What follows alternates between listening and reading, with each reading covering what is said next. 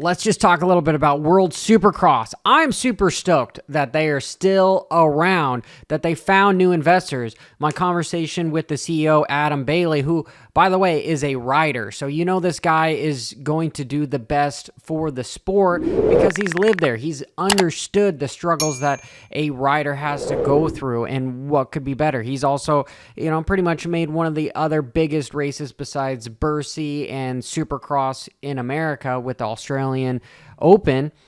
He knows how to get stuff done, and he's a smart businessman. So I guess I'm going to go into a little bit of speculation on what I think happened and why this is good.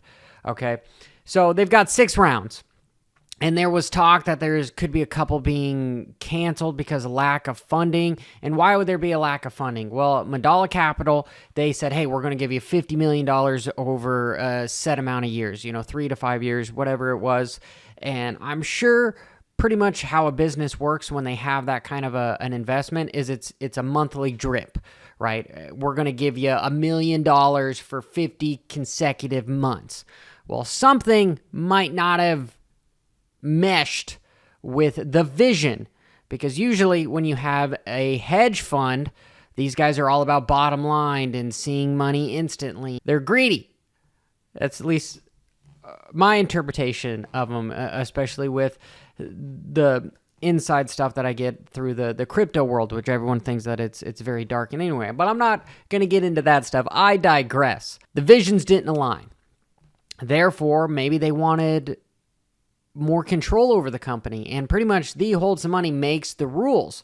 So they turned off the drip system, which would then make it to where, hey, we're struggling. We cannot go to these rounds, which, by the way, none of the rounds have been canceled, which is awesome. It's still going to be a large series of 6 races. At least that's what I've been hearing. And reaching out to Adam Bailey, he has said, like, hey, prior, he has investors lined up. They just need a little bit of time before they can completely release it. Well, they actually released it. They have it right here, and they did it on their Instagram, and everyone's super pumped. They've got this young billionaire. You've got Louis Dreyfus, who is a French billionaire. His family is very wealthy. They own a football team, right? Soccer. So here in the United States, it's soccer.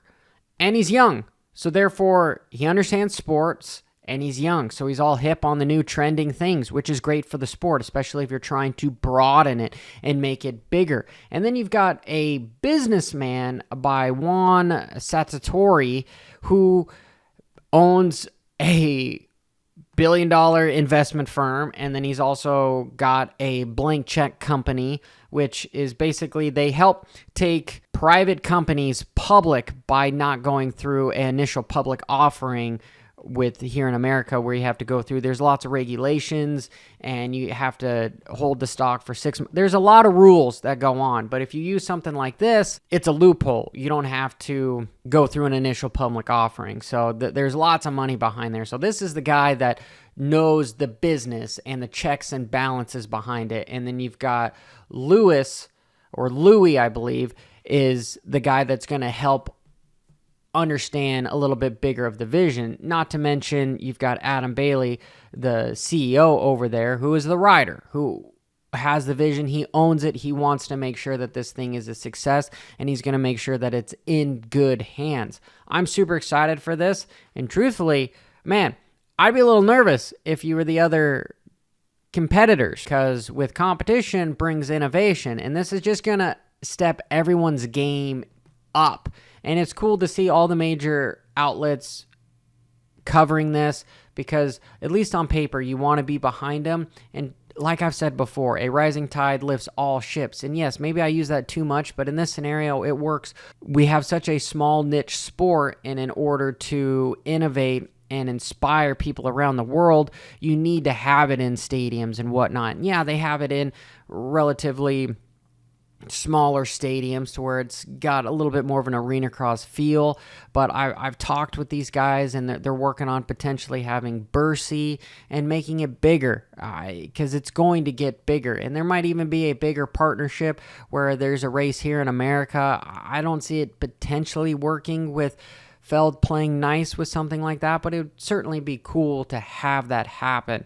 And hey, the Super Motocross stuff is a direct response to this, and that is just my biased opinion. And I want to know what you guys think in the comments below.